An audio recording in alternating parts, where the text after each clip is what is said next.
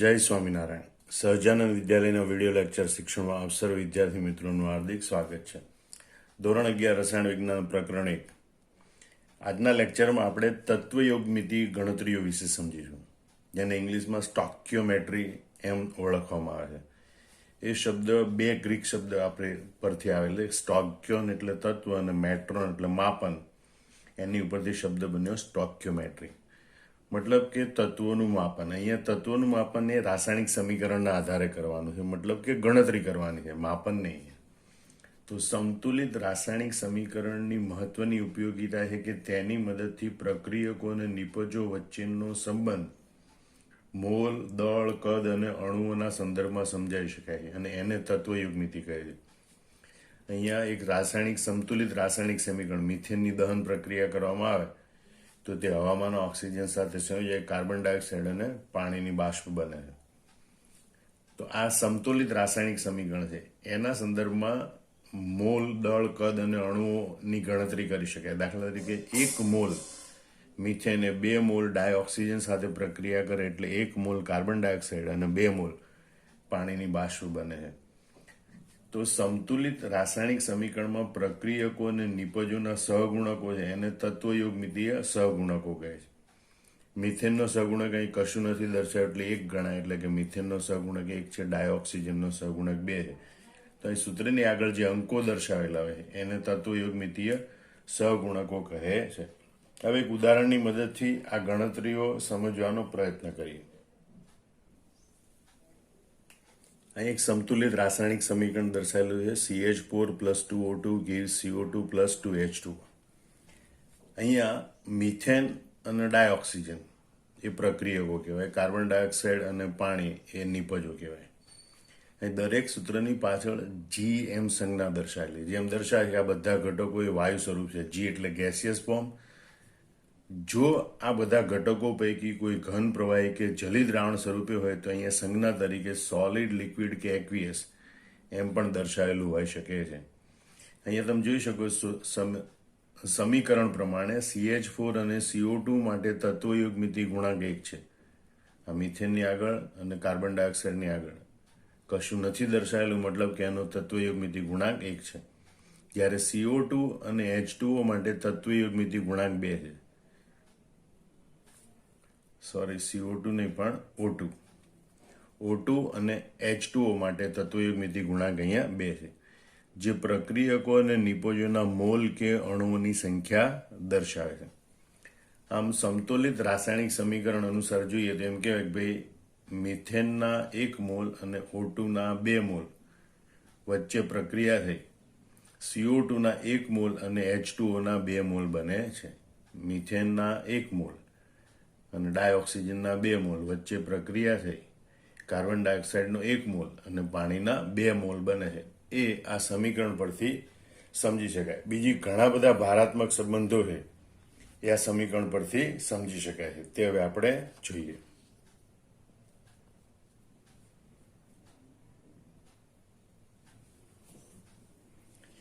અહીંયા જોઈ છે કે ભાઈ પહેલા તત્વયોગમિતિ સહગુણક મિથેન માટે 1, ડાયોક્સિજન માટે 2, કાર્બન ડાયોક્સાઇડ માટે 1 અને પાણી માટે 2 છે. એની ઉપરથી જ આપણે બાકીની બધી ગણતરીઓ થાય કે જે દર્શાવે કે મિથેનના 1 મોલ, ડાયોક્સિજનના 2 મોલ વચ્ચે પ્રક્રિયા થાય એટલે કાર્બન ડાયોક્સાઇડનો 1 મોલ અને પાણીના 2 મોલ બને. એને અણુના સંદર્ભમાં પણ કહેવાય કે મિથેનનો 1 અણુ ડાયોક્સિજનના 2 અણુ સાથે પ્રક્રિયા કરે તો કાર્બન ડાયોક્સાઇડનો 1 અણુ અને પાણીના 2 અણુ બને, એમ પણ કહી શકાય. અણુના સંદર્ભમાં કહેવાય અથવા તો મોલ અણુના સંદર્ભમાં પણ કહેવાય. હવે જો કદના સંદર્ભમાં વિચારીએ તો ગેલ્યુસેકના કદ નિયમ પ્રમાણે એમ પણ કહેવાય કે ભાઈ 1 લિટર મિથેન વાયુ 2 લિટર ડાયોક્સિજન વાયુ સાથે પ્રક્રિયા કરે તો 1 લિટર કાર્બન ડાયોક્સાઇડ વાયુ અને 2 લિટર પાણીની બાષ્પ બને. પણ આ બધું STPA બને, પ્રમાણભૂત તાપમાન અને દબાણે. હવે 1 મોલના સંદર્ભમાં વિચારીએ તો પ્રમાણભૂત તાપમાન અને દબાણે, જો દબાણ છે વાતાવરણના સંદર્ભમાં લઈએ તો 1 મોલનું કદ 22.4 લિટર હોય.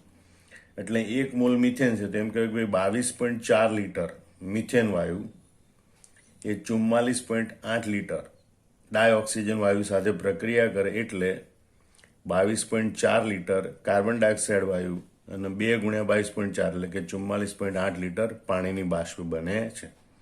અહીંયા પાણી છે પ્રવાહી સ્વરૂપે નહીં પણ વરાળ સ્વરૂપે, વાયુ સ્વરૂપે મળે છે. જો એસટીપીમાં દબાણ છે એ પ્રમાણભૂત દબાણ છે અને 12 એકમમાં દર્શાવેલું હોય તો 1 મોલ વાયુનું કદ 22.7 લીટર થાય.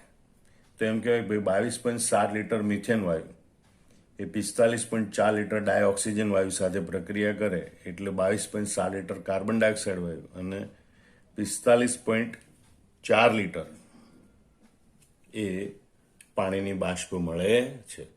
તો આ રીતે આપણે દર્શાવી શકીએ. હવે એને આપણે દળના સંદર્ભમાં લખીએ તો આ બધા જે ઘટકો દર્શાવેલા એનું મોલર દળ ધ્યાનમાં લેવાનું હોય. મિથેનનું મોલર દળ, કાર્બનનો પરમાણુ ભાર 12 + 4 16 છે, ડાયઓક્સિજનનો પરમાણુ ભાર 16, 16 દુ 32, ડાયઓક્સિજનનું મોલર દળ 32 છે, કાર્બન ડાયોક્સાઇડનું મોલર દળ 44 છે, પાણીનું મોલર દળ 18 છે. મોલર દળની ગણતરી આપણે કરતા શીખી ગયા. કેટલાક સામાન્ય સંયોજનોના મોલર દળ આપણે સહેલાઈથી યાદ પણ રાખી શકીએ. તો અહીંયા દળના સંદર્ભમાં વિચારીએ તો 16 ગ્રામ, 1 મોલ એટલે 16 ગ્રામ, 16 ગ્રામ મિથેન વાયુ સાથે 2 મોલ ડાયોક્સિજન એટલે કે 2 ગુણ્યા 32 ગ્રામ એટલે કે 64 ગ્રામ ડાયોક્સિજનની પ્રક્રિયા થાય તો 44 ગ્રામ કાર્બન ડાયોક્સાઇડ બને અને 2 મોલ પાણી એટલે કે 2 ગુણ્યા 18 ગ્રામ એટલે કે 36 ગ્રામ પાણી બને. ફરીથી વિચારો, 16 ગ્રામ મિથેન અને 64 ગ્રામ ઓક્સિજન વચ્ચે પ્રક્રિયા થાય તો 44 ગ્રામ કાર્બન ડાયોક્સાઇડ અને 36 ગ્રામ પાણીની બાષ્પ બને છે. એ રીતે અણુના સંદર્ભમાં 1 મોલ એટલે 6.022 ગુણ્યા 10 ની 23 અણુઓ.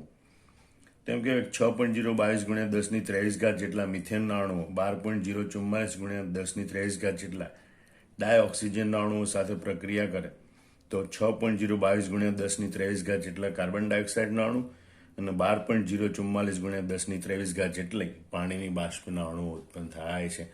તો આમ સમતુલિત રાસાયણિક પ્રક્રિયા પરથી આ રીતે ગણતરીના સંબંધો દર્શાવી શકાય છે.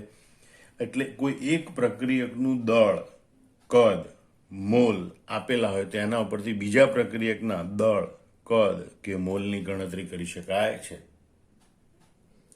આમ સમતુલિત રાસાયણિક સમીકરણ એ ભારાત્મક સંબંધને અનુરૂપ ઘણી બધી ગણતરીઓ કરવામાં આપણને મદદરૂપ બને છે, જે નીચે પ્રમાણે વર્ગીકૃત કરી શકાય.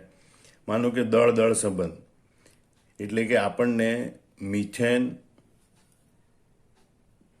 ડાયોક્સિજન, કાર્બન ડાયોક્સાઇડ કે પાણીની બાષ્પ ચારમાંથી કોઈ પણ એકનું દળ કે કદ આપેલા હોય તો બીજા કોઈ એકનું દળ કે કદ નક્કી કરી શકાય. દળ સંબંધ માટે એમ કે કોઈ એક પ્રક્રિયક કે નિપજના દળ પરથી બીજા કોઈ પ્રક્રિયક કે નિપજના દળ નક્કી કરી શકાય. દળ કદ સંબંધ એમ દર્શાય કોઈ એક પ્રક્રિયકના કે નિપજના દળ કે કદ પરથી બીજા કોઈ પ્રક્રિયક કે નિપજના કદ કે દળની ગણતરી કરી શકાય છે.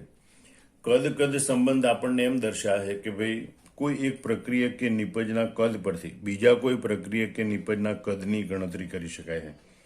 દળ કદ મોલ સંબંધ કોઈ એક પ્રક્રિયક કે નિપજના મોલ પરથી બીજા કોઈ પ્રક્રિયકના કે નિપજના દળ કે કદ ગણતરી કરી શકાય, તેમજ દળ કે કદ પરથી મોલની ગણતરી કરી શકાય છે. આમ સમતુલિત રાસાયણિક પ્રક્રિયા પરથી, સમતુલિત રાસાયણિક સમીકરણ પરથી આ પ્રકારની જે ગણતરીઓ કરવામાં આવે એને તત્વયોગમિતીય ગણતરીઓ કહે છે, જે આપણે કેટલાક ઉદાહરણો દ્વારા સમજીશું. કોયડો 1.3 16 ગ્રામ મિથેનના દહનથી ઉત્પન્ન થયેલો પાણીનો જથ્થો ગણો.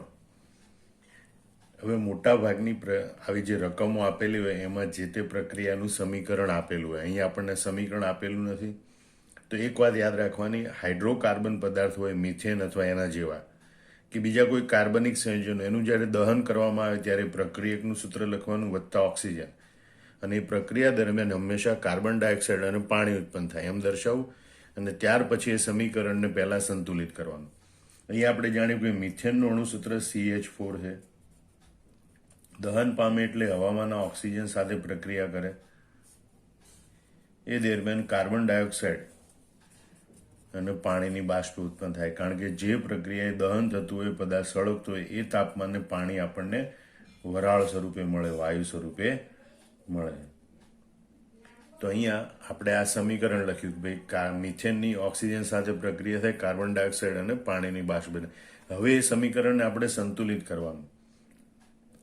તો અહીંયા હાઇડ્રોજન 4 છે, અહીંયા હાઇડ્રોજન 2 છે. જે ઓક્સિજનને સૌથી છેલ્લે સંતુલિત કરવાનો, પહેલા કાર્બન, પછી હાઇડ્રોજન અને છેલ્લે ઓક્સિજન સંતુલિત કરવાનું. તો કાર્બન સંતુલિત છે, હાઇડ્રોજન 4 છે, અહીં 2 છે, તો 2 વડે ગુણવાથી હાઇડ્રોજન સંતુલિત થાય. હવે ઓક્સિજન બંને બાજુ જોઈએ તો આ બાજુ 2 છે, અહીંયા 2 ને 2 4 ઓક્સિજન છે, એટલે અહીંયા 2 મૂકવાથી સંતુલિત થાય. આમ હવે આ સમીકરણ એ સંતુલિત સમીકરણ છે. અહીંયા 2 રીતે ગણતરી કરી શકાય. પહેલી એક રીત છે, એને 3 સ્ટેપની ગણતરી કરી કહેવાય. કે પહેલા તમને જે પ્રક્રિયક કે નિપજ પૈકી કોઈ એકનો જથ્થો આપેલો હોય એના મોલની ગણતરી કરવાની, જથ્થા પરથી મોલની ગણતરી કરવાની.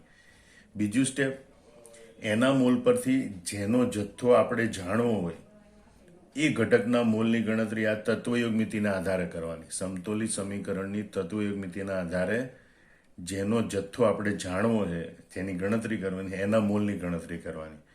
અને એના મોલ પ્રાપ્ત થઈ જાય પછી મોલ પરથી તે ઘટકના જથ્થાની ગણતરી કરવાની.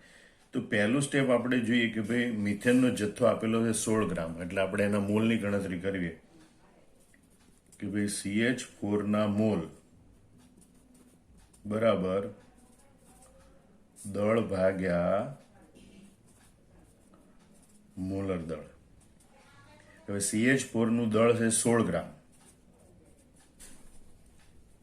અને એનું મોલર દળ છે 16 ગ્રામ પ્રતિ મોલ બરાબર 1 મોલ. આમ આપણને પ્રાપ્ત થયું કે મિથેનનો જથ્થો 1 મોલ છે મોલના સંદર્ભમાં. હવે આપણે મિથેનના મોલ ઉપરથી પાણીના મોલ છે એની ગણતરી કરીએ. તો એ સમીકરણ ઉપરથી જોઈએ કે ભાઈ 1 મોલ મિથેનના દહનથી તત્વયોગમિતિ પ્રમાણે 2 મોલ પાણી ઉત્પન્ન થાય છે. જો જુદો જથ્થો હોય તો જુદી ગણતરી કરવી પડે. અહીંયા તો આપણને પ્રાપ્ત થઈ ગયું કે ભાઈ 1 મોલ મિથેન એનું દહન થાય એટલે આપણને 2 મોલ પાણી ઉત્પન્ન થાય છે. હવે એના ઉપરથી આપણે પાણીનો જથ્થો એટલે કે એના દળની ગણતરી કરવાની મોલ ઉપરથી. તો જો મોલ બરાબર દળ ભાગ્યા મોલર દળ, તો દળ બરાબર મોલ ગુણ્યા મોલર દળ.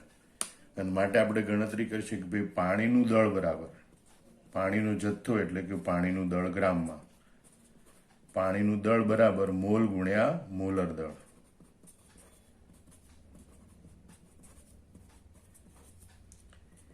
પાણીના મોલ 1 છે અને પાણીનું મોલર દળ આપણે જાણીએ કે 18 ગ્રામ પ્રતિ મોલ. બરાબર, એના 1 મોલ ગુણ્યા 18 ગ્રામ પ્રતિ મોલ, 18 = 18, એનો મતલબ કે પાણી 18 ગ્રામ હોવું જોઈએ. તો આ રીતે 3 સ્ટેપની ગણતરી છે, એ 3 સ્ટેપમાં આપણે ગણતરી કરી શકીએ. અને ઘણી વખત ડાયરેક્ટ આપણે ત્રિરાશિ મૂકીને પણ ગણતરી કરીએ. એના માટે આપણે એક ઉદાહરણ જોયું બાજુમાં, મેં આના જેવું જ બીજું એક ઉદાહરણ લખેલું કે 4 ગ્રામ મિથેનના દહનથી ઉત્પન્ન થતો કાર્બન ડાયોક્સાઇડનો જથ્થો ગ્રામમાં ગણો. આપણે સમતુલિત સમીકરણ લખ્યું. હવે એના પ્રમાણે આપણે જોઈએ કે ભાઈ 1 મોલ મિથેન એ 2 મોલ ડાયઓક્સિજન સાથે પ્રક્રિયા કરે એટલે 1 મોલ કાર્બન ડાયોક્સાઇડ અને 2 મોલ પાણીની બાષ્પ બને. પણ આપણે તો દળના સંદર્ભમાં જવાનું છે. તો મિથેનના દળના સંદર્ભમાં વિચાર કરીએ તો મિથેનનું મોલર દળ, તો મિથેનનું મોલર દળ છે 16 ગ્રામ. એટલે કે 16 ગ્રામ મિથેન છે એ પ્રક્રિયા કરે તો સામે આપણે પાણી શોધવાનું છે. તો 2 ગુણ્યા 18 બરાબર 36 ગ્રામ પાણીની બાષ્પ બને. હવે આપણે ત્રિરાશિ મૂકી અને ગણતરી કરી શકીએ કે ભાઈ 16 ગ્રામ મિથેનના દહનથી 36 ગ્રામ પાણી ઉત્પન્ન થાય. તો માટે અહીંયા આપણને આપેલું છે 4 ગ્રામ. 4 ગ્રામ મિથેનના દહનથી કેટલા ગ્રામ પાણી ઉત્પન્ન થશે. તો માટે 4 ગુણ્યા 36 ભાગ્યા 16, ચોખ્ખું 16, 4 નવા 36 બરાબર 9 ગ્રામ પાણી ઉત્પન્ન થશે. એટલે આપણે જોઈશું કે આવી રીતે પણ આપણે ત્રિરાશિ મૂકીને સીધા મોલના સંદર્ભમાં દળ કે કદ દર્શાવી દઈએ અને આવી રીતે ત્રિરાશિ મૂકીને પણ ગણતરી કરી શકાય. એને પણ આપણે તત્વયોગની ગણતરી કરી શકીએ. આમ આપણે 2 રીતે કરી શકીએ. પહેલા આપેલા જથ્થા પરથી જે તે ઘટકના મોલ શોધીએ, એ ઘટકના મોલ ઉપરથી જેની ગણતરી કરવાની છે એના ઘટકના મોલ શોધીએ અને એના મોલ ઉપરથી એનો જે તે જથ્થો છે એની આપણે ગણતરી કરી, અથવા તો આ ત્રિરાશિની રીતે ગણતરી કરી શકીએ. મિથેનની દહન પ્રક્રિયાને અંતે 22 ગ્રામ કાર્બન ડાયોક્સાઇડ ઉત્પન્ન કરવા માટે કેટલા મોલ મિથેનની જરૂર પડશે? ફરીથી મિથેનની દહન પ્રક્રિયા આવી. આપણે મિથેનની દહન પ્રક્રિયાનું સમીકરણ લખીશું. CH4 gas plus O2 gas, it gives CO2 gas plus H2O. સમીકરણ સંતુલિત કરવા માટે 2 જગ્યાએ 2 લખીશું. તો આ સંતુલિત રાસાયણિક સમીકરણ છે. હવે આપણે પહેલું સ્ટેપ જોઈએ, જેનો જથ્થો આપેલો છે એના આપણે મોલ શોધી કાઢીએ. એટલે કે કાર્બન ડાયોક્સાઇડના 22 ગ્રામ છે, તો એના ઉપરથી આપણે કાર્બન ડાયોક્સાઇડના મોલ શોધી કાઢીએ. તો CO2 ના મોલ બરાબર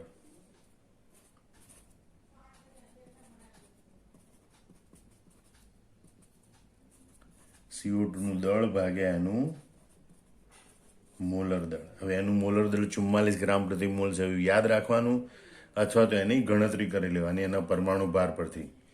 તો કાર્બનનો પરમાણુ ભાર 12, ઓક્સિજનનો પરમાણુ ભાર 16, 16 દુ 32 વત્તા 12 એટલે 44. તો CO2 નું દળ છે 22 ગ્રામ ભાગ્યા એનું મોલર દળ છે 44 ગ્રામ પ્રતિ મોલ.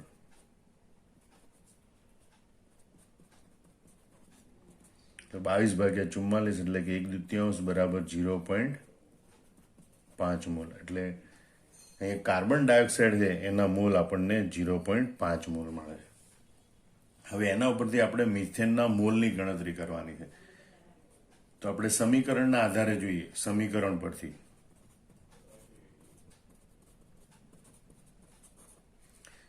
1 મોલ CO2 ઉત્પન્ન કરવા માટે 1 મોલ મિથેનનું દહન કરવું પડે.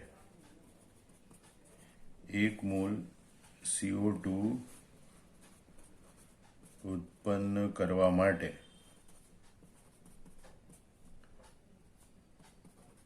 1 મોલ મિથેનનું દહન કરવું પડે. તો માટે આપણે તો કેટલા મોલ ઉત્પન્ન કરવો છે કાર્બન ડાયોક્સાઇડ? 0.5 મોલ. તો 0.5 મોલ CO2 ઉત્પન્ન કરવા માટે કેટલા મોલ મિથેનનું દહન કરવું પડે? ઇઝિકલ ટુ ચોકડી ગુણાકાર 1 ગુણ્યા 0.5 ભાગ્યા 1 બરાબર 0.5 મોલ મિથેનનું દહન કરવું પડે. આમ જોઈ શકીએ છીએ કે ભાઈ આ જે રાસાયણિક સમીકરણ ઉપરથી જે ગણતરીઓ કરવામાં આવે અને એક ઘટક ઉપરથી બીજા ઘટકના જથ્થો, દળ, કદ, મોલમાં ગણતરી કરવામાં આવે, એ ગણતરીઓ છે એને તત્વયોગમિતિ ગણતરીઓ કહે છે.